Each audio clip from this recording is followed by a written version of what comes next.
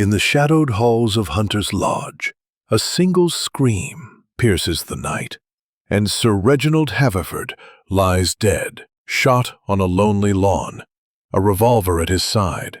Yet no footprints mark the scene. Who wielded the weapon? Why do anonymous letters, filled with venom, accuse him of a buried sin? And how did a killer strike without a trace? Enter Hercule Poirot, the master detective whose little gray cells unravel a web of lies, betrayal, and revenge. In this chilling tale of secrets and suspicion, every clue counts, every motive hides a twist, and the truth will shock you. Dare you follow Poirot into the heart of the mystery? Chapter 1. The Invitation to Hunter's Lodge. The late autumn sun cast a golden pallor over the rolling hills of Derbyshire, where the ancient stone walls of Hunter's Lodge stood resolute against the encroaching chill. The estate, a sprawling relic of Jacobean grandeur, was nestled in a valley cradled by dense woods and a winding brook that murmured secrets to the surrounding silence. It was a place of timeless beauty, yet, as I, Captain Arthur Hastings, stepped from the motor car that had borne us from the station, I felt an inexplicable shiver that had little to do with the crisp October air. My friend, Hercule Poirot, descended beside me, his small, precise figure immaculate as ever, in a tailored overcoat and polished shoes that gleamed despite the dusty journey. His sharp green eyes, bright as a cat's, surveyed the lodge with a mixture of curiosity and faint disapproval, as though its rustic charm offended his love of symmetry. "Mon ami," he said, adjusting his gloves, "this Hunter's Lodge, it is picturesque, oui, but it lacks order. The windows, they are not aligned. The ivy, it grows too freely. And yet, there is something in its air, a tension, perhaps." I chuckled, accustomed to Poirot's penchant for finding fault in the most idyllic settings. "You see mystery in every shadow, old chap. We're here for a rest, not a case. Sir Reginald Haverford invited us for a weekend of shooting and good company, nothing more." Poirot, robust man, in his late 60s, with a florid complexion and a mane of white hair. His handshake was firm, but his eyes darted nervously, betraying a man ill at ease. "Mr. Poirot, Captain Hastings, welcome," he boomed, his voice carrying the forced jollity of a host determined to mask his troubles. "You've arrived just in time for tea. Come, meet the others." The others were gathered in the drawing room, a cavernous space adorned with hunting trophies and portraits of stern-faced Haverfords. A fire crackled in the hearth, casting flickering shadows across the faces of the assembled company. Sir Reginald introduced them with practiced ease, though I sensed a strain beneath his cordiality. First was Lady Margaret Haverford, Sir Reginald's wife, a frail woman with delicate features and a distracted air. She greeted us with a wan smile, her hands fluttering like trapped birds as she poured tea from a silver pot. Beside her sat their daughter, Celia Haverford, a strikingly beautiful young woman in her mid-20s, with auburn hair and eyes that held a guarded intensity. Her fiancé, Dr. Lionel Blake, a lean, scholarly man with wire-rimmed spectacles, offered a polite nod, though his gaze lingered on Celia with a mixture of devotion and unease. Next was Sir Reginald's nephew, Gerald Haverford, a broad-shouldered man in his 30s with a ruddy complexion and a boisterous laugh that seemed to fill the room.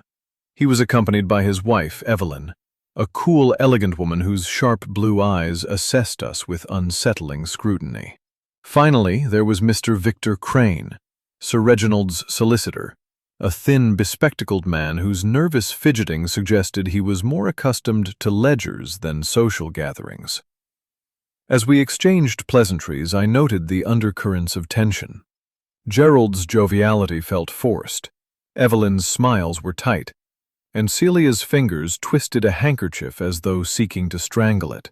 Even Lady Margaret, ostensibly the hostess, seemed detached, her eyes drifting to the window as if expecting someone or something to emerge from the woods beyond.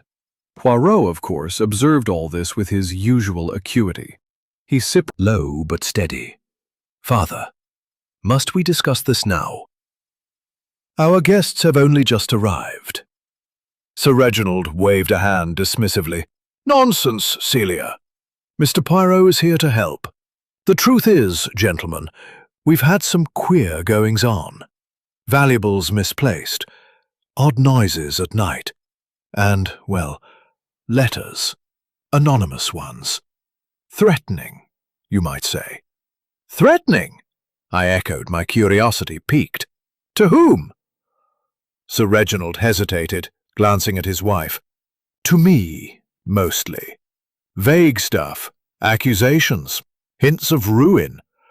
I thought it a prank at first, but they've grown more pointed. Poirot's moustache quivered with interest. And you suspect someone in this house, perhaps? The question hung in the air like smoke. Gerald laughed, too loudly, and said, Come now, Mr. Poirot, we're family here. Just a bit of mischief, surely. But his eyes flicked toward Victor Crane, who shrank slightly in his chair. Poirot said nothing, merely nodding as he set down his cup. Mischief, oui. But mischief, it can hide darker truths. I shall observe, Sir Reginald, and perhaps my little grey cells will bring order to this disorder. As the conversation turned to lighter matters, I watched Poirot's gaze roam the room, cataloguing every gesture, every glance. The weekend, I realized, would be no mere holiday. Hunter's Lodge, with its secrets and shadows, was a stage set for a drama only Hercule Poirot could unravel. Chapter 2. The Shadow Falls. The evening at Hunter's Lodge descended with a quiet that seemed to amplify the creaks and sighs of the old house. After a sumptuous dinner of roast pheasant and claret, served in the oak-panelled dining room, the company retired to the drawing-room once more. The fire still burned, but its warmth did little to dispel the chill that had settled among the guests. I, Captain Arthur Hastings, found myself watching the group closely, my curiosity sharpened by Poirot's earlier remarks about the disturbances plaguing Sir Reginald Haverford. Hercule evening took its fatal turn. Sir Reginald, who had been pacing near the French doors that led to the terrace, paused to light a cigar. "A fine night," he remarked, peering into the darkness. "The stars are clear. I think I'll take a turn about the grounds before bed." Lady Margaret looked up sharply. "Reginald, must you? It's so late, and the woods—" "Nonsense, my dear," he said, waving away her concern. "I know these paths like the back of my hand. A short stroll to clear my head." He donned a heavy coat and stepped out, the doors closing behind him with a soft thud. The room seemed to exhale, but the relief was short-lived. Less than 20 minutes later, a piercing scream shattered the quiet. It came from outside, raw and frantic, and was followed by a shout, Gerald's voice, I thought, calling for help. I leapt to my feet, my heart pounding, as Poirot's eyes snapped open, alert as a hawk's. We rushed to the terrace, joined by Celia, Dr. Blake, and Victor Crane. Lady Margaret remained frozen in her chair, her face ashen. Outside, the night was cold and still, the stars casting a faint glow over the lawn. Gerald stood near the edge of the terrace, his face contorted with shock, pointing toward a figure crumpled on the grass near the brook. "It's Uncle Reginald!" he cried. "I heard the scream and ran out. He's been shot!"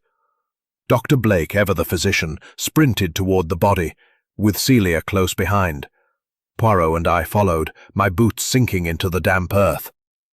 Sir Reginald lay face down, his coat soaked with blood, a revolver glinting beside his outstretched hand. The air carried the acrid scent of gunpowder, and a single wound marred the back of his head. Blake knelt, checking for a pulse, then shook his head grimly. He's gone. Dead within the last few minutes. Celia stifled a sob, clutching her fiancé's arm. Gerald swore under his breath, his eyes wide with disbelief.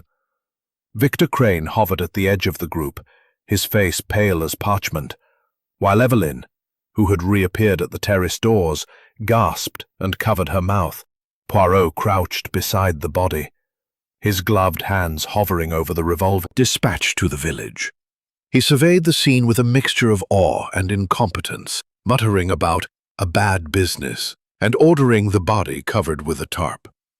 Poirot, meanwhile, moved with quiet purpose, examining the revolver, the terrace, and the surrounding lawn, his lips pursed in thought. Back in the drawing room, the household was in disarray. Lady Margaret sat trembling, a glass of brandy untouched in her hand. Celia wept quietly, comforted by Dr. Blake, while Gerald paced, his earlier joviality replaced by a grim intensity. Evelyn stood apart, her expression unreadable, and Victor Crane muttered about the need to contact Sir Reginald's London offices. Poirot gathered us around the fire, his demeanor calm but commanding. "Mes amis," he said, his voice cutting through the tension, "a tragedy has occurred, but Hercule Poirot does not believe in accidents. Sir Reginald was murdered, and the truth lies in the details. I ask that no one leave the lodge until we have spoken further. Constable Hargreaves, you will ensure this, oui?" Hargreaves nodded, clearly out of his depth. "Right, sir. I'll send for the inspector from Derby in the morning." "Bon," Poirot said. "And now, let us establish the facts. Who was where when the scream was heard?" The answers came haltingly. Lady Margaret had been in the drawing room, as had Celia, Dr. Blake, and Victor Crane. Gerald claimed he'd stepped onto the terrace for a cigarette just before the scream, which he'd heard from the direction of the brook. Evelyn, curiously, admitted she'd been in her room upstairs, having retired early, but had come down upon hearing the commotion. The servants, questioned briefly, had been in their quarters at the far end of the house, save for the footman who'd been clearing the dining room. Poirot listened, his head tilted, his eyes darting from face to face. "And the revolver," he said at last, "does anyone recognize it?" A heavy silence followed. Gerald cleared his throat. "It's uncle's. Kept it in his study for protection. He was particular about it." "Particular," Poirot repeated, his tone thoughtful. "Yet it lies beside him, used against him in mist that clung to Hunter's Lodge like a mourner's veil." I, Captain Arthur Hastings, awoke with a sense of unease, the events of the previous night replaying in my mind. The image of Sir Reginald's lifeless body, the glint of the revolver, and Poirot's cryptic remarks about footprints and letters haunted me as I dressed and made my way downstairs. Hercule Poirot was already in the dining room, impeccably attired in a charcoal suit, his mustache waxed to perfection. He stood by the window, sipping a cup of black coffee and gazing at the misty lawn where the tragedy had unfolded. "Bon matin, Hastings," he greeted, his voice calm but laced with purpose. "The fog, it is fitting, no? It conceals, but it also reveals. We shall pierce its secrets today." I joined him at the window, noting the somber mood of the household. The breakfast table was sparsely attended. Lady Margaret had taken to her room, attended by a maid, while Celia Haverford sat pale and silent, her untouched plate before her. Dr. Lionel Blake hovered nearby, his face drawn with concern, and Gerald Haverford paced the room, his usual bluster subdued. Evelyn Haverford and Victor Crane were absent, though I heard Evelyn's sharp voice issuing orders to a servant in the hall. "You've been up early, Poirot," I remarked, noting the faint shadows under his eyes. "Any progress?" Poirot's lips curved slightly. "The little grey cells, they do not sleep, mon ami. I have examined the study of Sir Reginald and made certain inquiries.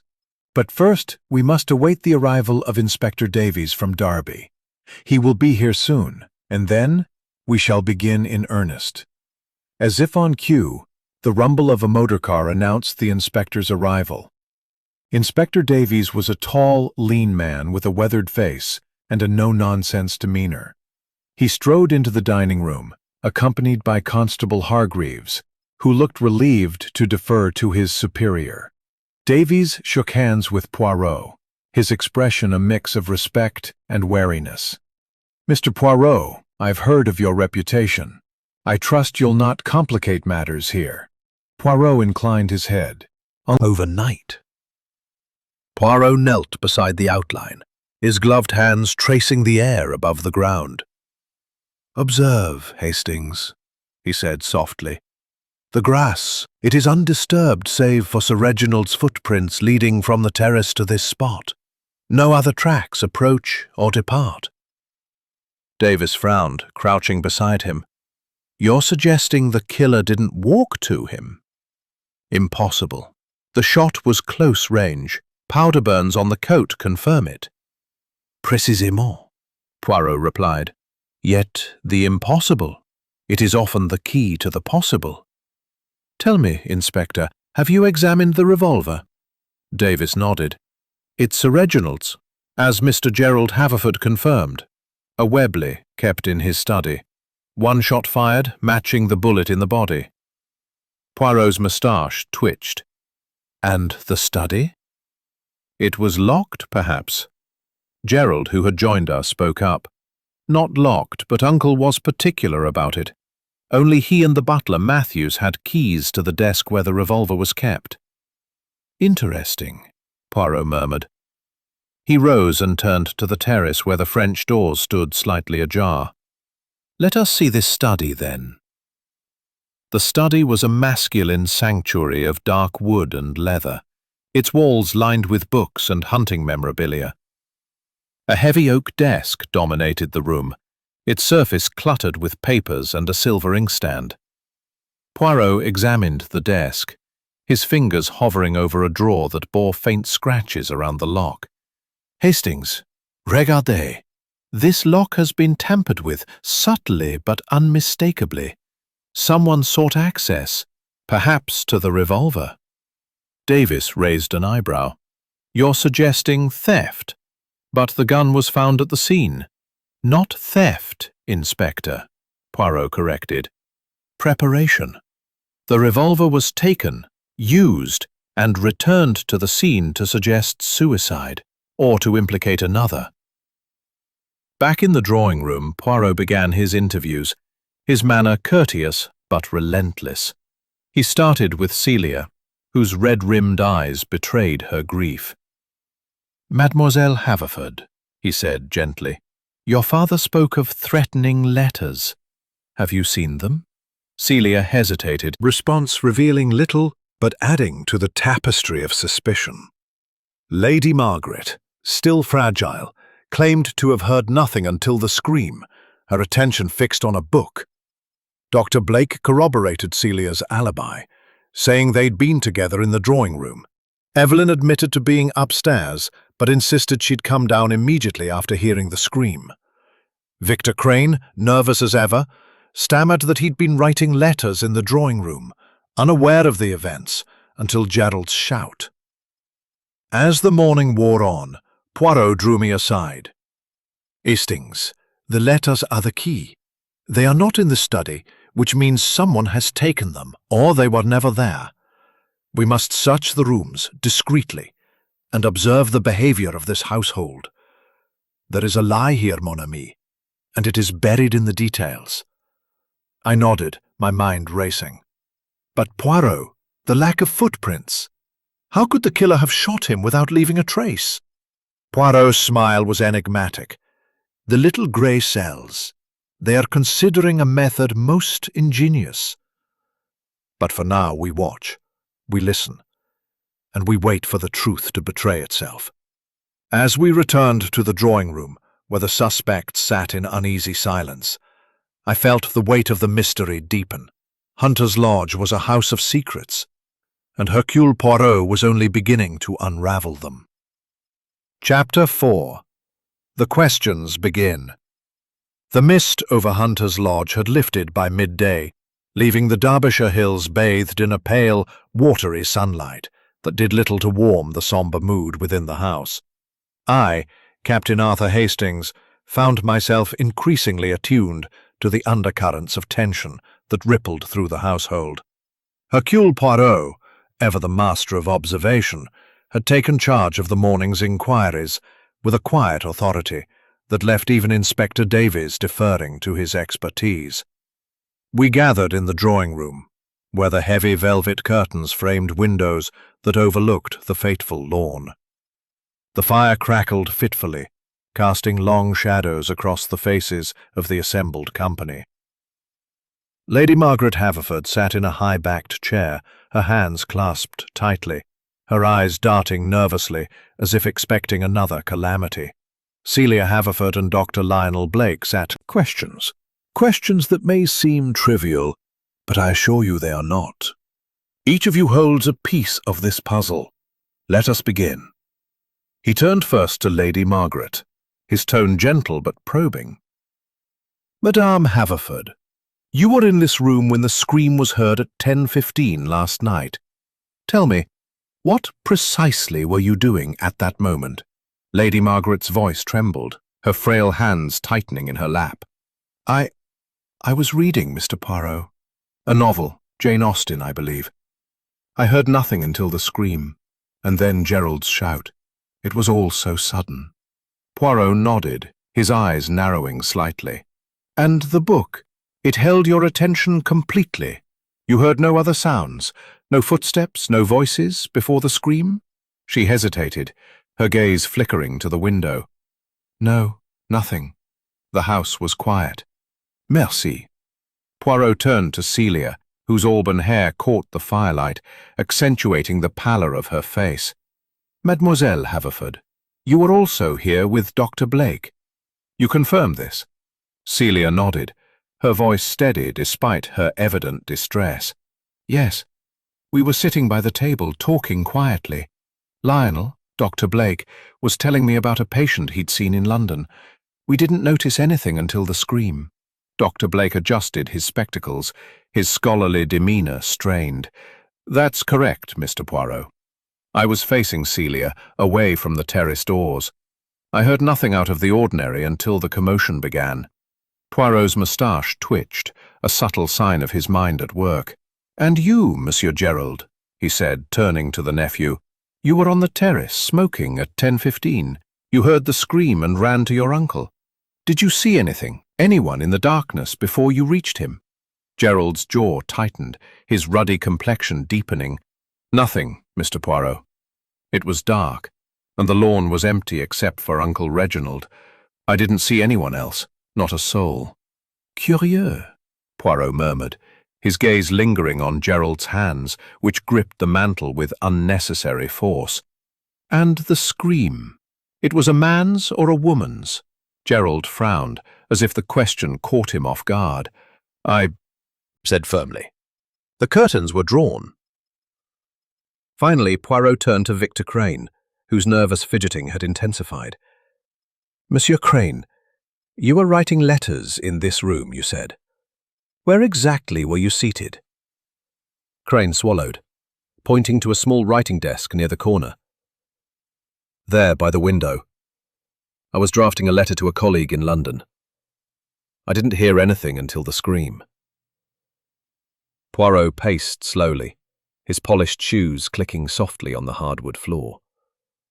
Bon. Now let us consider the revolver. It was Sir Reginald's, kept in his study. Who among you had access to that room? A heavy silence fell. Gerald spoke first, his voice gruff. As I said, only Uncle and Matthews, the butler, had keys to the desk, but the study door was often left unlocked during the day. Anyone could have gone in. Anyone? Poirot echoed, his tone thoughtful. And the anonymous letters Sir Reginald mentioned. Has anyone else seen them, beyond Mademoiselle Celia? The room grew still, the crackle of the fire the only sound. Lady Margaret shook her head, her lips trembling. Dr. Blake and Celia exchanged a glance, but neither spoke. Evelyn's expression remained impassive, while Victor Crane stammered, I knew of them, but I never saw them. Sir Reginald mentioned them to me in confidence, about business matters. Poirot's eyes narrowed. Business matters, Monsieur Crane? Of what nature? Crane flushed, his hands twisting the handkerchief. Investments, mostly. Sir Reginald was concerned about certain transactions. He feared someone was trying to ruin him. Ruin? Poirot repeated, his voice soft but piercing. A strong word. And yet these letters are missing. Most interesting. Inspector Davies, who had been taking notes, cleared his throat. Mr. Poirot, we've searched the study. No letters were found.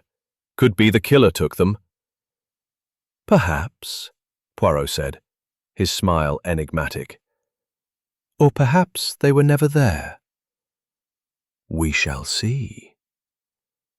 As the interviews concluded, Poirot drew little grey cells to bring them to light. Chapter 5.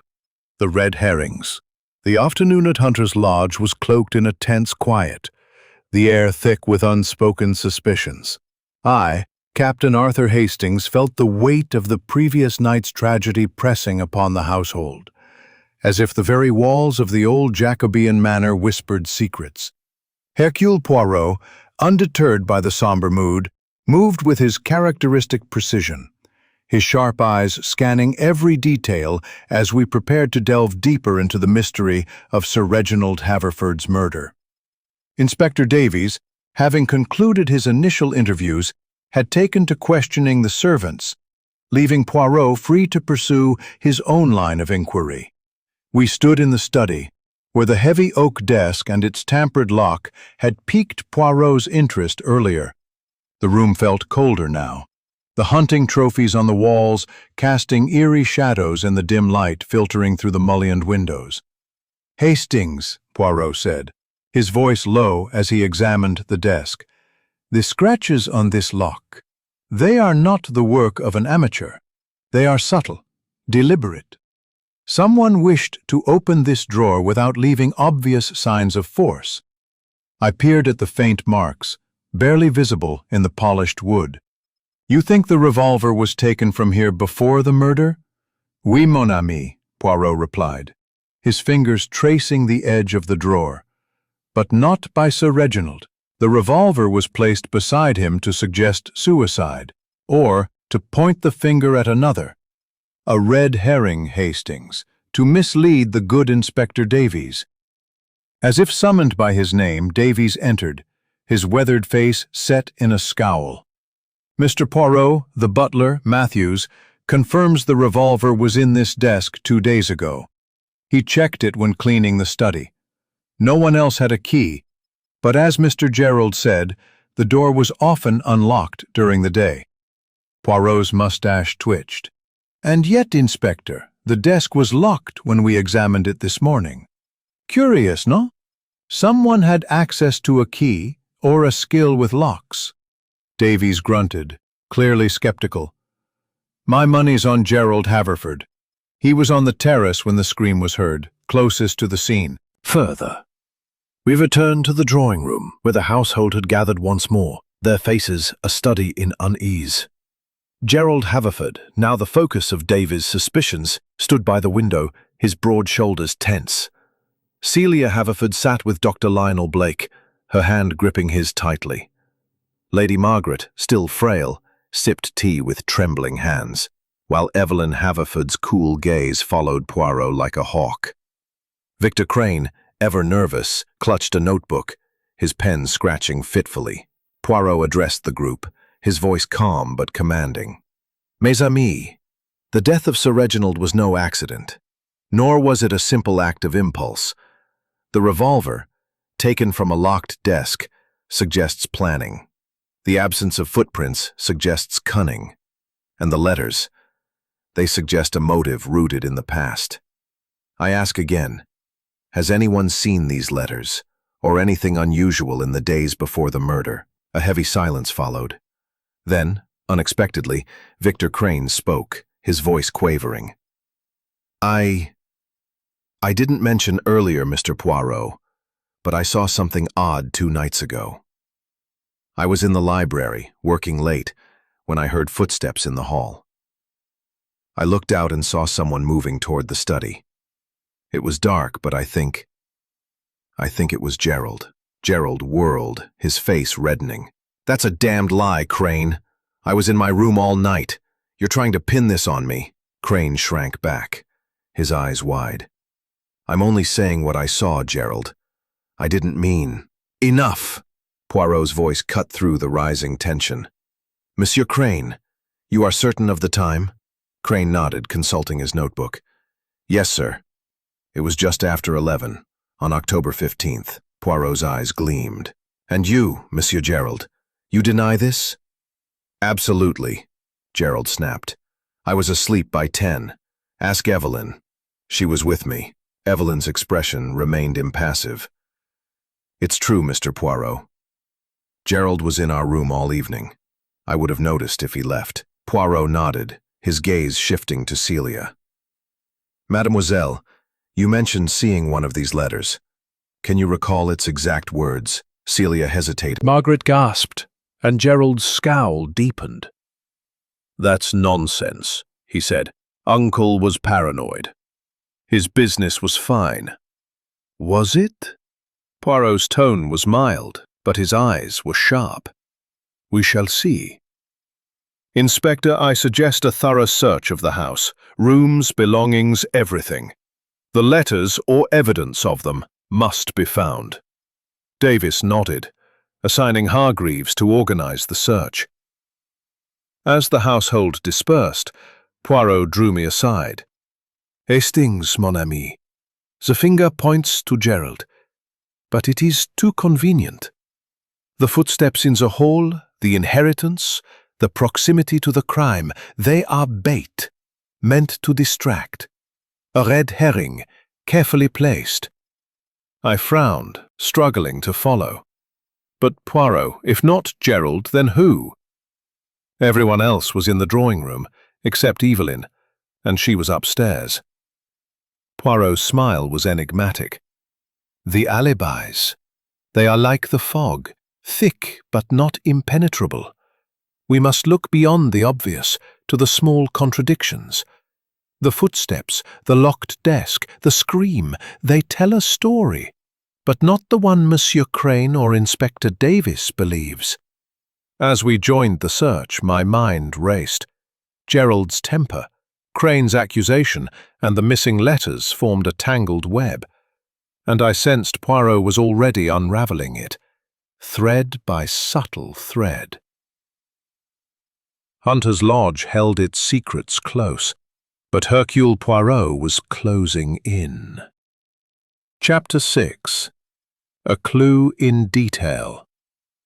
Untenanted, we no lodge discovered the many of detail log. That is other time, the last other life let dead. I hope to this placed stays march. Chapter 6. A Clue in Detail. The afternoon at Hunter's Lodge grew heavy with the weight of suspicion, as the search for evidence ordered by Inspector Davis unfolded under Hercule Poirot's watchful eye. I, Captain Arthur Hastings, followed Poirot through the labyrinthine corridors of the old manor, my mind awhirl with the contradictions and accusations that had surfaced. The household, already strained by Sir Reginald Haverford's murder, seemed to teeter on the edge of unraveling. each member guarding their secrets with increasing desperation. Why then is the stand disturbed? I frowned, peering over his shoulder. Perhaps Sir Reginald used it before he went out. Poirot shook his head. No, mon ami. The papers on this desk are untouched, the pen dry. This ink, it was spilled by another hand, perhaps in haste. And see, here, on the blotting paper, a faint impression. He held up a sheet of blotting paper, its surface marked with faint, reversed letters. By angling it toward the window, I could just make out fragments of words. Truth. Pay. My heart quickened. Poirot, that's from the anonymous letters Celia mentioned. Précisément, he said, his eyes gleaming. The letter was written here, or at least blotted here. This is no coincidence, Hastings. Someone in this house composed those threats, and they were careless enough to leave this trace. Before I could respond, Inspector Davies entered, his face grim. Mr. Poirot, we found something in Gerald Haverford's room. You'd better come see. We followed Davies upstairs to Gerald and Evelyn's bedroom, a spacious chamber with heavy drapes and a four-poster bed. On the dressing table lay a small, locked wooden box, its lid bearing the initials R.H., Sir Reginald Haverford. Davies held it up, his voice tight. Found this tucked behind some books. It's locked, but it matches the description Miss Celia gave of the box where Sir Reginald kept his letters. Gerald, who had followed us, blanched. That's not mine. I've never seen it before. Evelyn, standing in the doorway, folded her arms, her expression icy. Don't be absurd, Gerald. If it's in our room, you must know something about it. Poirot's gaze darted between them, his moustache twitching. Inspector, may I?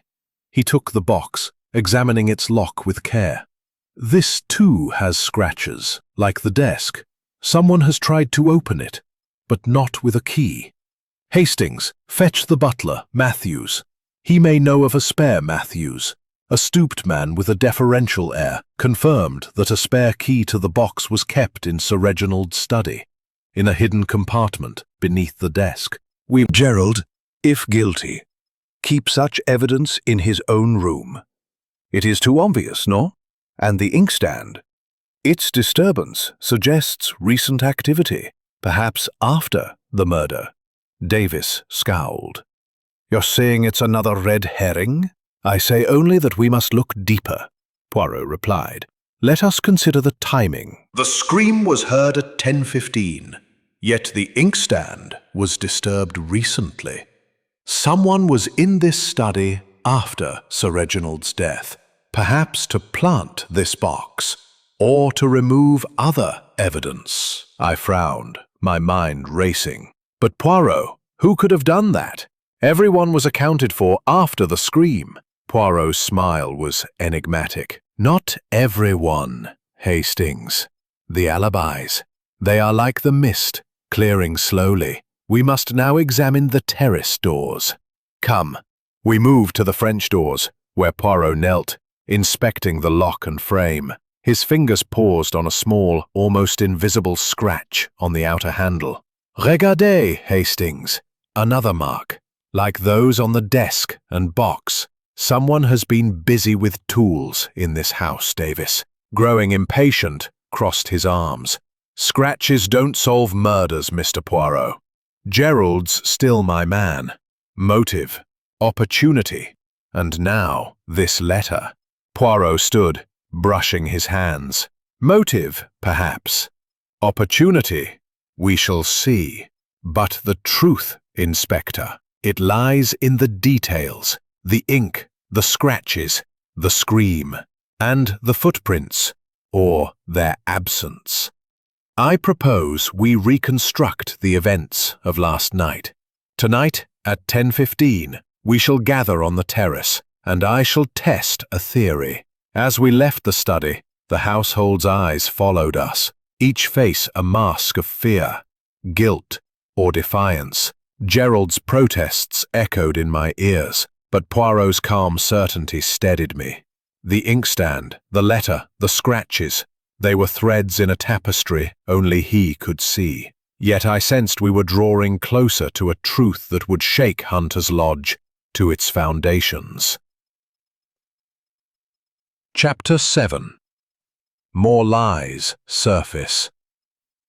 The atmosphere at Hunter's Lodge grew increasingly oppressive as evening approached. The weight. Haverford stood by the fire, his broad frame tense. His wife Evelyn, watching him with an unreadable expression.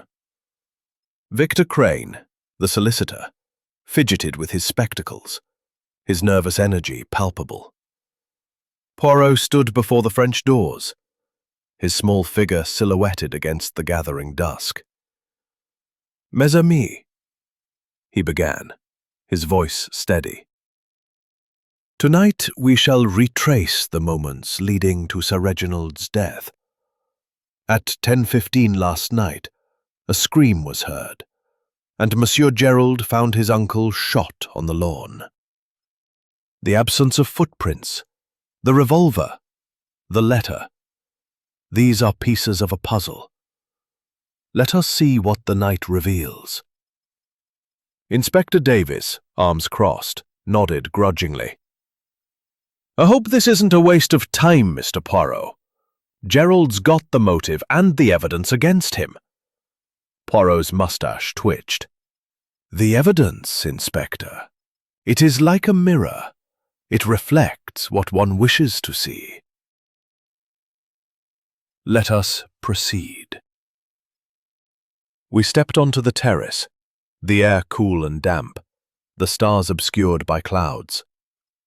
Poirot positioned Gerald where he claimed to have been standing, near the terrace's edge, and asked each member of the household to take their places, as they had been at 10:15 the previous night. Lady Margaret, Celia, and Dr. Blake stood in the drawing room, visible through the open doors. Victor Crane hovered near the writing desk, and Evelyn was asked to wait upstairs, descending as she had after the scream. Poirot paced the terrace, his eyes scanning the ground. "Monsieur Gerald, you said you stepped out for a cigarette. Show me, please, exactly where you stood." Gerald, his jaw tight, moved to a spot near a stone urn. "Here.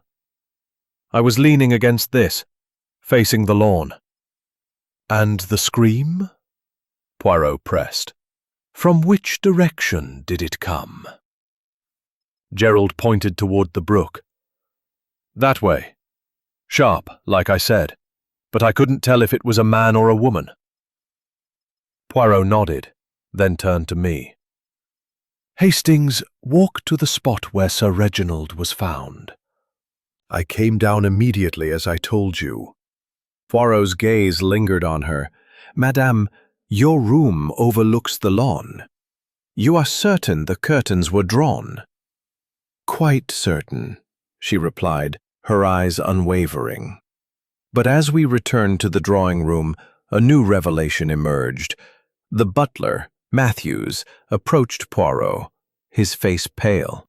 "Sir, I didn't want to speak out of turn, but I found something this afternoon while cleaning Miss Celia's room." Celia stiffened, her hand tightening on Dr. Blake's arm. Matthews produced a small folded piece of paper, its edges crumpled. "It was under the bed, sir. I thought it might be important." Poirot unfolded it, his eyes scanning the block letters. "Your time is near. No escape." It matched the letter found in Gerald's room, and a murmur of shock rippled through the group. Celia gasped, her face draining of color. "That's not mine. I've never seen it before." Dr. Blake stepped forward, his voice sharp. "This is outrageous. Someone's planting these to confuse things." Poirot held up a hand, his expression unreadable. "Calm, Monsieur Blake. This letter, it is another thread in the web.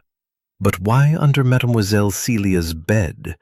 And why now, after the search?" Inspector Davis seized the paper, his eyes narrowing. This changes things. If Celia's involved. I'm not, Celia cried, tears spilling over. I loved my father. I'd never. Lady Margaret rose, her voice trembling but firm. Stop this. My daughter is innocent. These letters, they're meant to torment us, to turn us against each other. Poirot's gaze softened, but his mind was clearly racing. Madame, you are correct that these letters serve a purpose, to divide, to distract. But they also reveal. The ink, the paper, the placement, they are clues to the hand that wrote them. As the household dispersed, Poirot drew me aside, his voice low.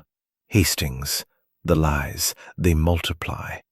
The letter in Celia's room, it is too convenient, like the box in Gerald's.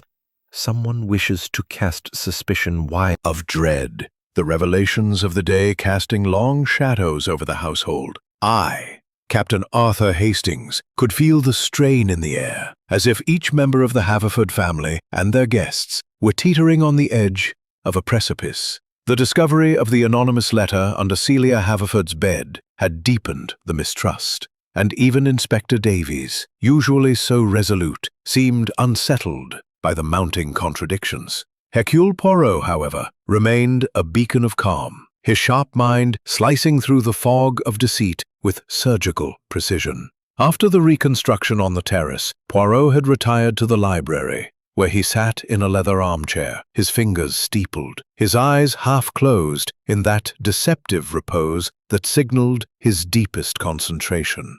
I joined him, restless and eager for insight. Poirot, I ventured, this business with the letters. It's getting out of hand. First Gerald, now Celia. Someone's playing a cruel game. Poirot opened his eyes, their green intensity piercing. A game, oui, Hastings, but one with high stakes. The letters, they are not merely threats. They are tools designed to manipulate and mislead. But tonight, mon ami, we shall see a crack in the facade. The heart, it betrays what the mind conceals.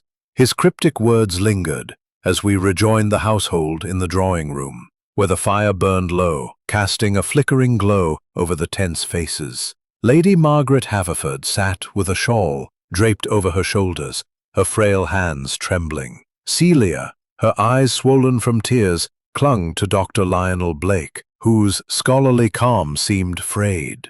Gerald Haverford paced, his broad frame radiating anger, while Evelyn watched him with her usual icy detachment. Victor Crane, the solicitor, sat hunched, his notebook abandoned, his nervous energy replaced by a weary resignation. Poirot stood before the group, his small stature commanding, despite the heavy atmosphere.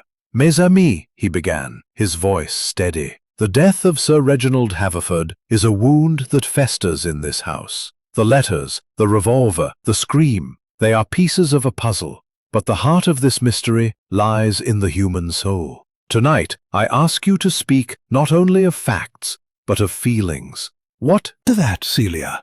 I loved Uncle Reginald, even if we clashed.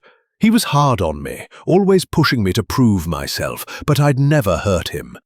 Those letters in my room, under your bed, they're lies, planted to ruin us."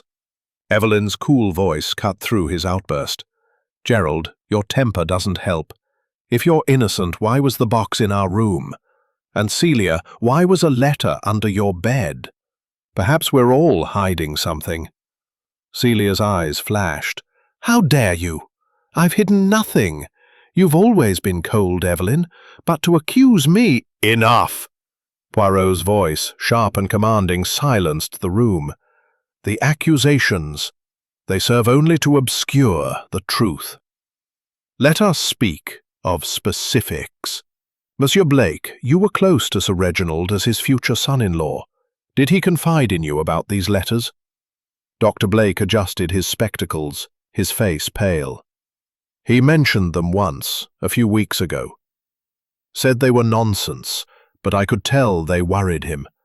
He spoke of enemies from his business days, rivals who lost fortunes when he outmaneuvered them. But he never named names." Poirot turned to Victor Crane, who shrank under his gaze. "And you, Monsieur Crane, you spoke of Sir Reginald's business troubles. Was there anyone in this house he suspected?" Crane hesitated, his eyes darting to Gerald. He thought someone was leaking information. He didn't say who, but he was furious. He mentioned a deal in Liverpool, a shipping contract that collapsed last year. He lost thousands, and he blamed someone close. Gerald slammed a fist on the mantel. "That's a lie. I had nothing to do with his business dealings. Crane, you're stirring trouble to save your own skin." Before Crane could respond, Lady Margaret rose, her frail frame trembling with a sudden intensity. "Stop it, all of you! I can't bear this!" Her voice cracked, and she swayed, clutching the arm of her chair. "Reginald knew something terrible. He told me, the night before he died, that he'd made a mistake years ago, a mistake that cost someone dearly. He said the letters were a reminder, a reckoning. Planted evidence. They are part of a plan to punish, but also to conceal. We must find this mistake of Sir Reginald's." I frowned, my mind racing. "But Poirot, how? If he didn't tell Lady Margaret, where do we look?" Poirot's smile was enigmatic. "The study, Hastings. The papers, the records, they will speak. And the lighter Gerald mentioned, it remains missing. We shall search his room again, and perhaps the rooms of others. The truth, it is close, but it hides behind one final lie." As we prepared to continue the investigation, the emotional weight of Lady Margaret's confession lingered, a turning point that had bared the household's fears and secrets. Poirot's little grey cells were closing in, and I sensed the net was tightening around the killer of Hunter's Lodge. Chapter 9. The Trap. The air in Hunter's Lodge seemed to thicken with each passing hour, as if the walls themselves were closing in under the weight of suspicion and secrets. I, Captain Arthur Hastings, felt the tension coiling ever tighter, the emotional outpouring of the previous evening having left the household raw and vulnerable. Lady Margaret's revelation about Sir Reginald's past mistake had shifted the investigation, and Hercule Poirot, with his unerring instinct, was poised to exploit this crack in the facade. His plan, as he confided to me in the quiet of the library, was to set a trap, one that would force the killer to reveal themselves through their own actions. "Hastings," Poirot said, his voice low as he adjusted his perfectly knotted tie. "The murderer is clever, but not infallible. They have woven a web of lies, the letters, the planted evidence, the absence of footprints. But every web has a weak strand. Tonight, we shall apply pressure, and the guilty one will betray themselves." I frowned, my mind struggling to keep pace. "A trap, Poirot?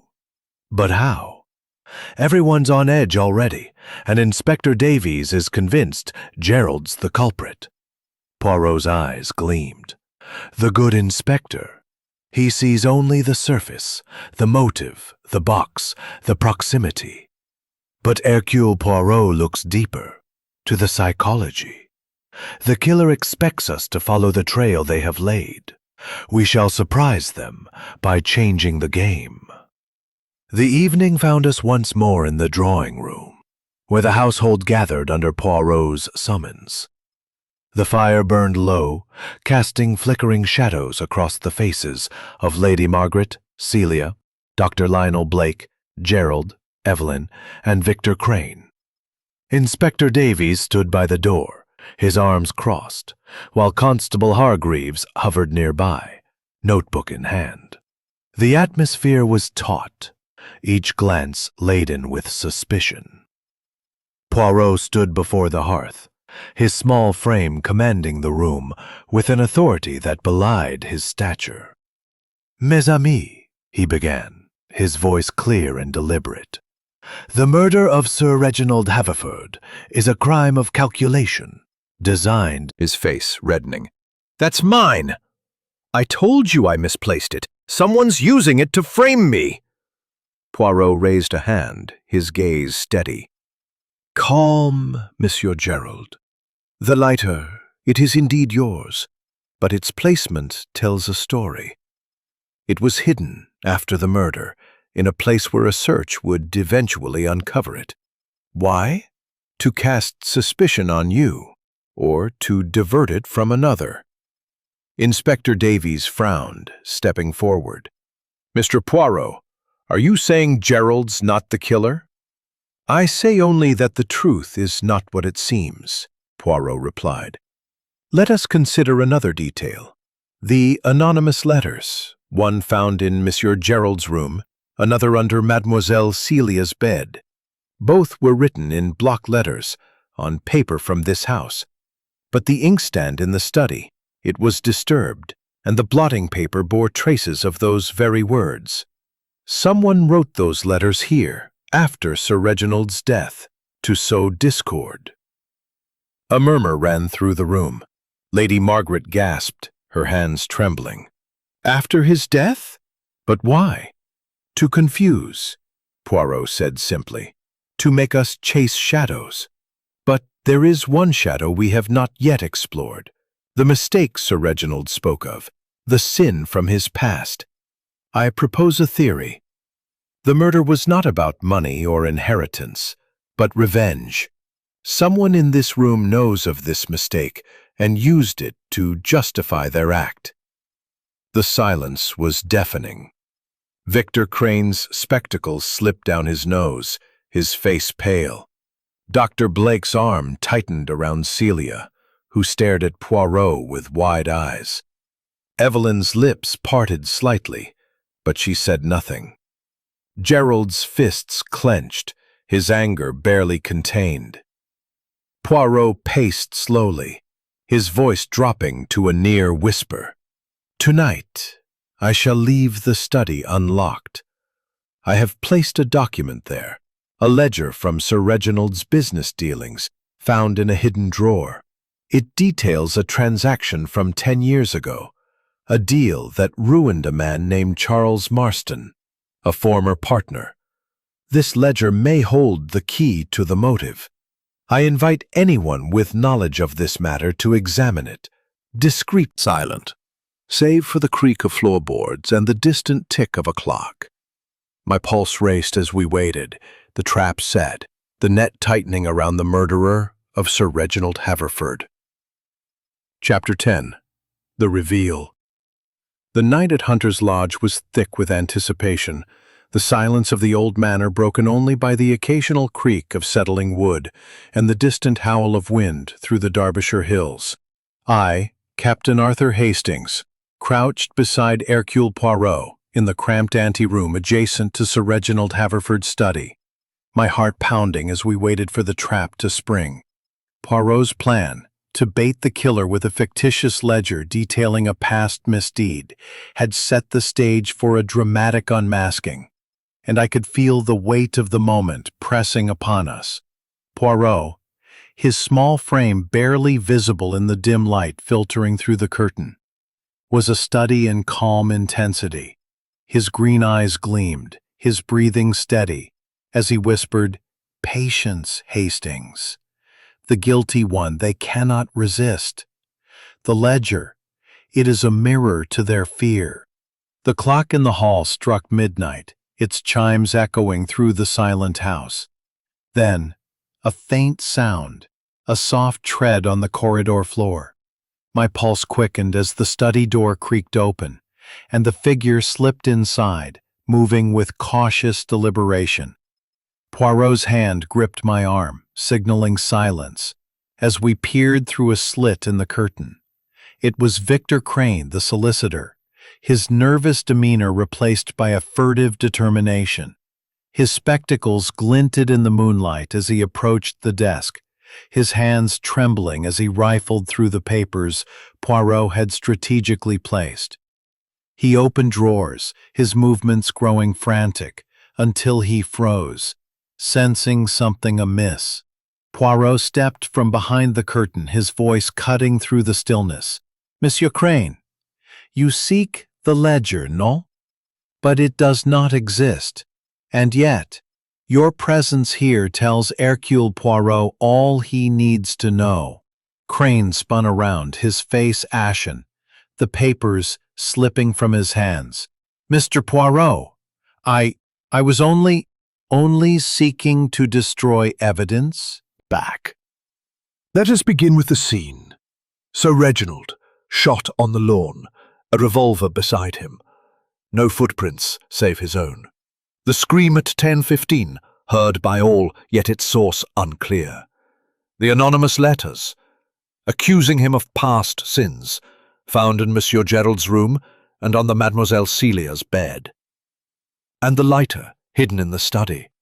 These are the pieces, but they do not fit unless one looks to the psychology. He turned to Crane, whose face was now slick with sweat. "Monsieur Crane, you are the architect of this crime.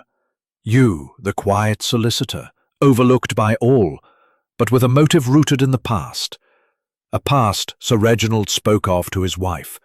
A mistake that cost a man dearly."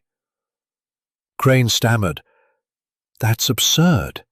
I was in the drawing room." "No," Poirot cut in, his voice like steel. "You were not. Let us reconstruct. The revolver was taken from the study, its lock tampered with by your skilled hand. The letters, written in block letters and blotted on the study's inkstand, were your creation, designed to sow fear and suspicion. You planted them, one in Gerald's room, one under Celia's bed, to cast a wide net of doubt. Celia gasped, her hand clutching Dr. Blake's. But why? What did father do to him?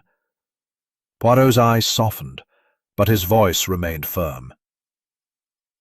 10 years ago, Sir Reginald ruined a man named Charles Marston, his business partner, in a shipping deal gone sour. Marston lost everything. His fortune, his family, his life. Charles Marston was your father, Monsieur Crane, was he not? Crane's shoulders slumped, his voice a whisper. How did you know? The ledger, Poirot said, though we knew it was a fiction. I suspected a connection when you spoke of Sir Reginald's business troubles. A search of your belongings, discreet, of course, revealed a photograph of you with a man resembling Marston. The motive was revenge, but you needed to conceal it.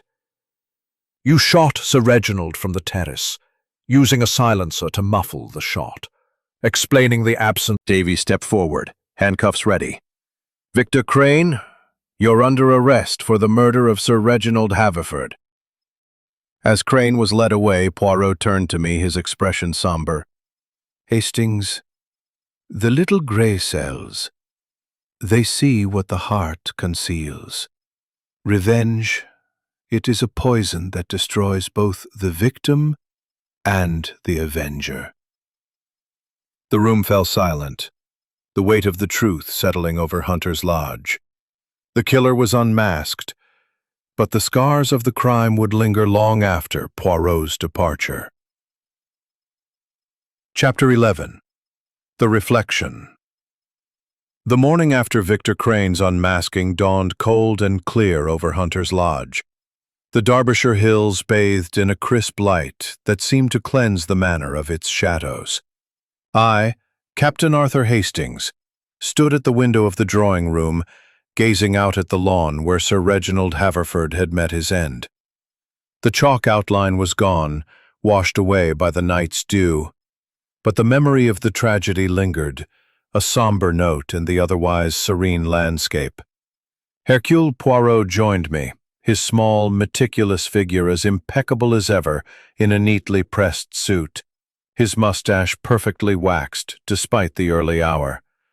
He carried a cup of steaming coffee, its aroma mingling with the faint scent of wood smoke from the dying fire. "Mon ami," he said, his voice soft but resonant. "You are pensive this morning. The case, it is resolved, yet you feel the weight of it, no?" I nodded, turning to face him. "It's a grim business, Poirot. Crane's confession, his hatred for Sir Reginald. It's hard to fathom such a quiet man harboring so much venom. And the family, they're shattered." Poirot sipped his coffee, his green eyes thoughtful. "The human heart, Hastings, it is a labyrinth." Victor Crane was driven by a wound that festered for years, a wound inflicted by Sir Reginald's ambition. Yet, in seeking justice, he became the very thing he despised, a destroyer of lives. We sat by the hearth, the room quiet save for the occasional creak of the old house settling. The household was subdued. Lady Margaret had taken to Scratches. They pointed to someone tampering, but why him specifically? Poirot's mustache twitched, a faint smile playing on his lips.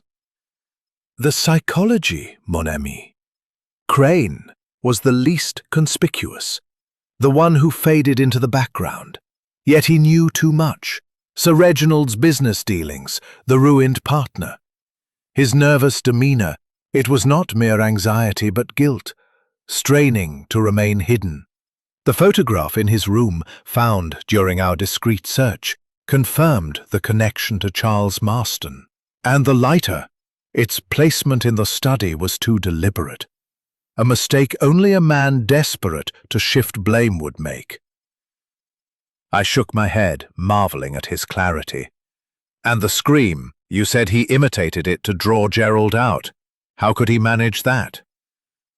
Poirot's smile widened. "A simple trick, Hastings. Crane, as a solicitor, had access to Sir Reginald's habits, his routines. He practiced the scream, perhaps in the woods, knowing it would carry to the terrace. The silencer on the revolver ensured no gunshot was heard, only the scream, which he timed perfectly to bring Gerald running. The absence of footprints was the final touch. Firing from the terrace, stepping only on stone, he left no trace." I sighed, the pieces falling into place. It's ingenious, in a twisted way. But what about Sir Reginald's mistake? Was it truly, as Crane said, a betrayal that ruined Marston? Poirot nodded. "Oui, I believe so. The ledger I invented was a fiction, but Sir Reginald's papers, examined discreetly, hinted at a deal 10 years ago that bankrupted Marston. Sir Reginald's ambition was ruthless, and Crane, as Marston's son, bore the scars. Revenge, it is a fire that consumes all." The door opened, and Inspector Davies entered, his weathered face softened by a rare smile. "Mr. Poirot, I owe you an apology. I was dead set on Gerald, but you saw what I missed. Crane's confessed fully, says he planned it for years, even took a job with Sir Reginald to get close. We're taking him to Derby this afternoon." Poirot inclined his head. "You did your duty, Inspector." I felt a strange mix of relief and melancholy. Poirot had brought order to chaos, but the cost of truth was heavy. With a final glance at the manor, we boarded the motor car, leaving behind a house forever changed by the secrets it had held. Chapter 12. The Echoes of Truth. The departure from Hunter's Lodge was marked by a quiet solemnity, the weight of Victor Crane's confession still lingering like a shadow over the estate. I, Captain Arthur Hastings, sat beside Hercule Poirot in the motor car as it wound through the Derbyshire hills, the manor's stone facade receding into the distance. The crisp autumn air carried a hint of wood smoke, and the rolling countryside, bathed in the soft light of late morning, seemed almost too serene for the tragedy it had witnessed. Poirot, impeccable as ever in his tailored overcoat, gazed out the window, his green eyes reflective. His silence was not unusual after a case, but I sensed a deeper contemplation, as if the resolution of Sir Reginald Haverford's murder had stirred something profound within him. "Poirot," I ventured, breaking the quiet. "You've done it again, unraveled a knot that seemed impossible. Yet you seem unsettled." He turned to me, his mustache twitching slightly. "Unsettled, Hastings? No, perhaps contemplative. The case, it is solved, the murderer caught, but the echoes of truth, they resonate. The human heart, it is a complex thing, capable of great love and great hatred. Victor Crane's revenge, it was a fire that consumed him as much as it did Sir Reginald." I nodded, my thoughts drifting to the fractured household we had left behind. Lady Margaret's grief, Celia's tearful resolve, Gerald's shaken relief. Each had been touched by the revelation of Crane's motive, a vendetta rooted in a decade-old betrayal. "Do you think they'll recover, Poirot? The Haverfords, I mean. This has torn them apart." Poirot's fingers drummed lightly on the armrest. "Time, mon ami, it is a gentle healer. Lady Margaret will mourn, but she is stronger than—" Crane timed the scream to coincide with this moment, ensuring Gerald would be the first to find the body, thus casting suspicion upon him.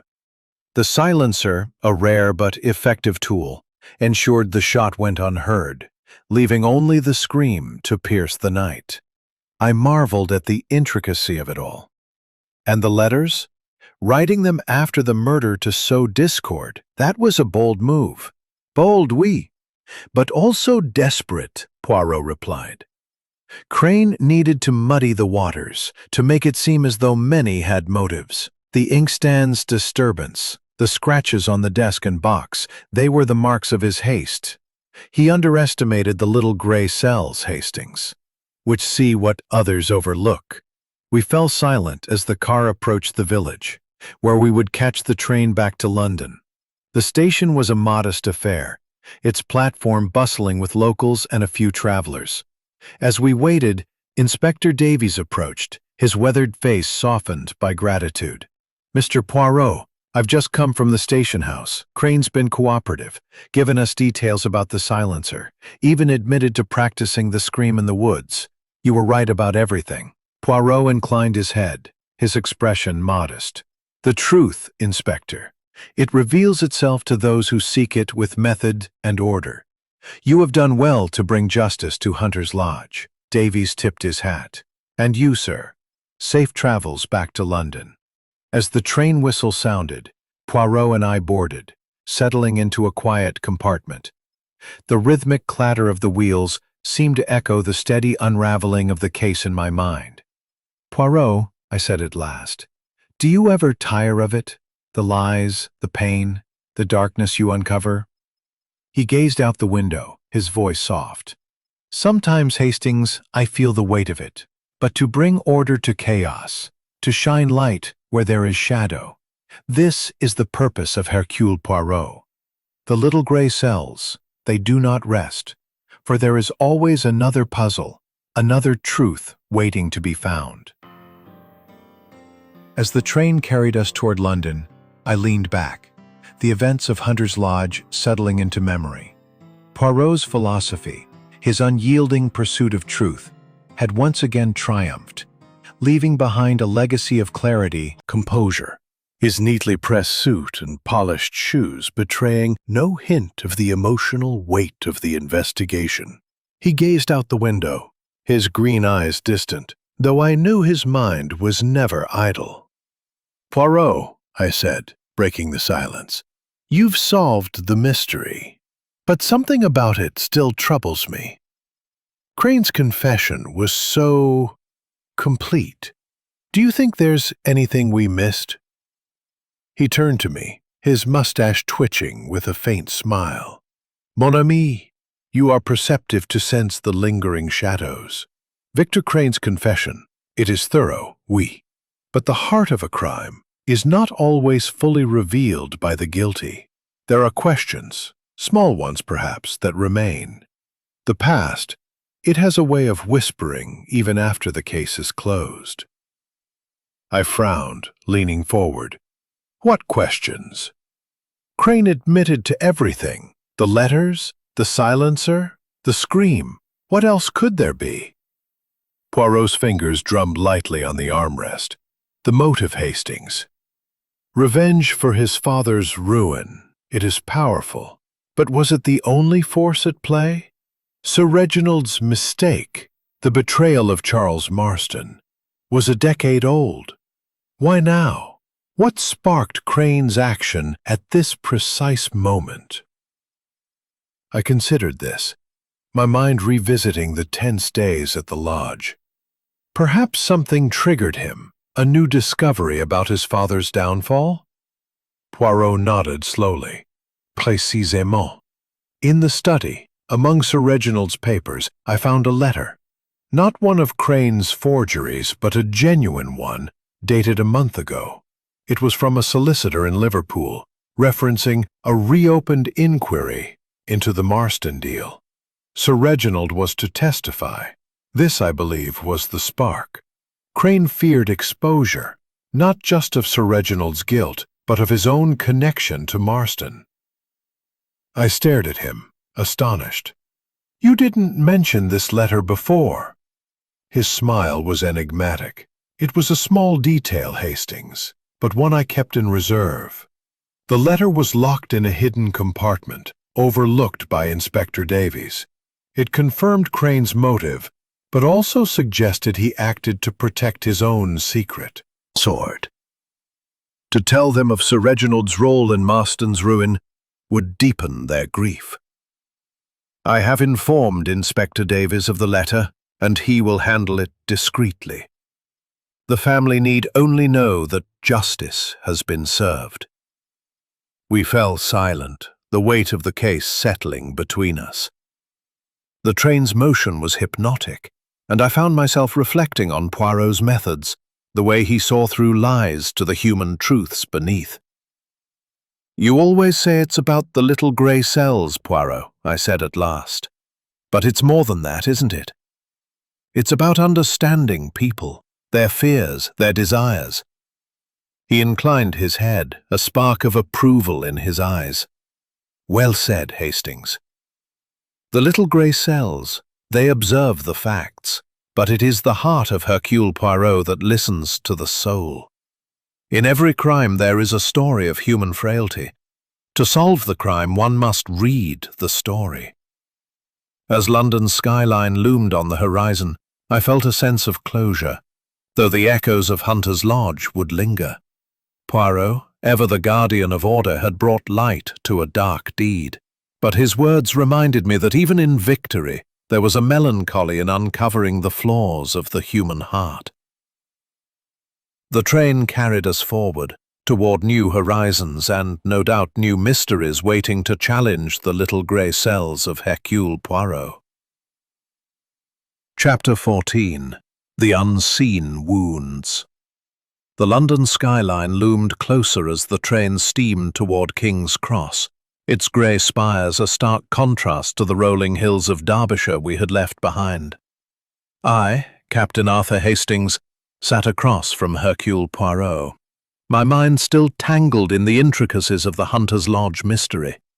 The unmasking of Victor Crane as Sir Reginald Haverford's killer had brought resolution, yet Poirot's revelation about the Liverpool letter and Crane's deeper motives left me with a lingering sense of unease. The case was closed, but its ripples continued to disturb the surface of my thoughts. Poirot, as ever, was a study in composure, his polished shoes gleaming even in the dim light of the train compartment. He leafed through a small notebook, his neat handwriting cataloguing the details of the case, though I suspected he needed no such surface. For now, we have addressed the crime at hand. I leaned back, frowning. It's just, the family seems so unaware of Sir Reginald's darker dealings. Lady Margaret spoke of his mistake, but she didn't know the details. Do you think there are more secrets buried in his business records? Poirot's mustache twitched, a sign of his mind at work. Possible, Hastings, but not probable. The letter from Liverpool was specific, a reopened inquiry into the Marston deal. Sir Reginald's papers, which I examined thoroughly, showed no other such scandals. His ruthlessness in business was known, but the Marston case was unique in its devastation. Crane's revenge was singular, driven by a son's grief and rage. The train jolted slightly, and I glanced out at the passing suburbs, their neat rows of houses a far cry from the isolated grandeur of Hunter's Lodge. What about the household? I asked. Gerald and Evelyn, Celia and Dr. Blake, they were all so quick to suspect each other. Will they ever trust again? Poirot's expression softened, a rare glimpse of empathy in his usually analytical demeanor. Trust. It is fragile, Hastings. Like a fine porcelain. The accusations, the planted evidence, they cracked the bonds of this family. But time, and perhaps distance from Hunter's Lodge, will mend what can be mended. Mademoiselle Celia and Dr. Blake, they have a future together, built on love. Monsieur Gerald and Madame Evelyn, their marriage is strained, but not broken. Lady Margaret, she will carry her grief, but her strength will surprise even herself. I nodded, though my heart ached for the Haverfords. And Crane, what will become of him? Poirot's gaze grew somber. Justice, mon ami. He will face trial, and the law will decide his fate. His confession, it is complete. And the evidence, the revolver, the letters, the silencer, will ensure conviction. But for Victor Crane, the true punishment is the life he has lost to his hatred. The train pulled into King's Cross, its whistle piercing the air as we gathered our belongings. The bustle of the station enveloped us, a whirlwind of porters, passengers, and steeds. These mysteries changes anything. The pain remains, even when the truth is known. He turned to me, his eyes bright with conviction. It changes everything, Hastings.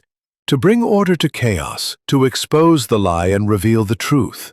This is the duty of Hercule Poirot. The wounds, they may not heal, but the light of truth allows those who suffer to move forward. As the cab pulled to a stop, I felt a renewed admiration for my friend's unyielding pursuit of justice. The shadows of Hunter's Lodge would fade, but Poirot's clarity would endure, a beacon in the darkness of human frailty. With a final glance at the bustling city, I followed him into our flat, ready for whatever mystery might next cross our path. Chapter 15. The Final Farewell. The familiar hum of London enveloped us as Hercule Poirot and I settled back into our flat at Whitehaven Mansions, the echoes of Hunter's Lodge fading like a half-remembered dream. I, Captain Arthur Hastings, stood by the window, gazing out at the bustling street below, where hansoms and motor cars jostled in the late afternoon light. The resolution of Sir Reginald Haverford's murder had brought justice, yet the weight of the case lingered in my mind, a reminder of the fragile threads that bind families and the devastating power of buried secrets. Poirot, seated at his desk, was engrossed in arranging his papers with the meticulous care that defined him. His small, neat figure was a picture of order, his mustache immaculate, his green eyes bright with the satisfaction of a puzzle solved. Yet I sensed a quiet introspection in him, a reflection on the human cost of the truth he had uncovered. "Poirot," I said, turning from the window, "do you ever feel that solving a case, while necessary, leaves behind as much sorrow as it dispels?" He looked up, his fingers pausing over a neatly folded letter. "Mon ami, you touch on a profound truth. The work of Hercule Poirot is to bring clarity, to restore order where chaos reigns. But the truth, it is not always a gentle friend. At Hunter's Lodge, we exposed Victor Crane's crime, but we also laid bare the wounds of a family and the sins of a man long dead." Crane's confession. his face crumpling under the weight of his own hatred. "And Crane," I said, "what of him? His life is over, in a way, even before the gallows." Poirot's gaze grew somber. "Victor Crane chose his path, Hastings. His revenge was a fire that consumed him, as I said. The law will judge him, but his true punishment is the emptiness of a life defined by vengeance. He sought justice for his father, Charles Marston, but in doing so, he lost himself." A knock at the door interrupted us, and our landlady, Mrs. Hudson, entered with a telegram. Poirot opened it, his eyes scanning the brief message. "From Inspector Davies," he said, passing it to me. "Crane has been formally charged and awaits trial in Derby. The Liverpool letter has been entered as evidence, confirming his motive." I read the telegram, its terse words a final note in the case. "So it's truly over," I said, setting it down. "No loose ends." Poirot's mustache twitched, a faint smile playing on his lips. "In the affairs of the heart, Hastings, there are always loose ends. But in the matter of the crime, it is complete. The silencer, the scream, the planted letters, all were Crane's design, unraveled by the little gray cells. Yet I wonder, mon ami, what other secrets Sir Reginald took to his grave?" I frowned, caught by his words. "You think there's more to his past?" "Perhaps," Poirot said, leaning back in his chair. "The Marston affair was the key to this crime. But men like Sir Reginald, they collect shadows. For now we have done our part. The rest, it belongs to time." The afternoon sun slanted through the window, casting a warm glow over the room. I felt a sense of closure, tempered by the melancholy of the case's human toll. Poirot rose, adjusting his tie with a flourish. "Come, Hastings," he said, his voice regaining its usual vigor. "A walk in the park, perhaps, to clear the mind.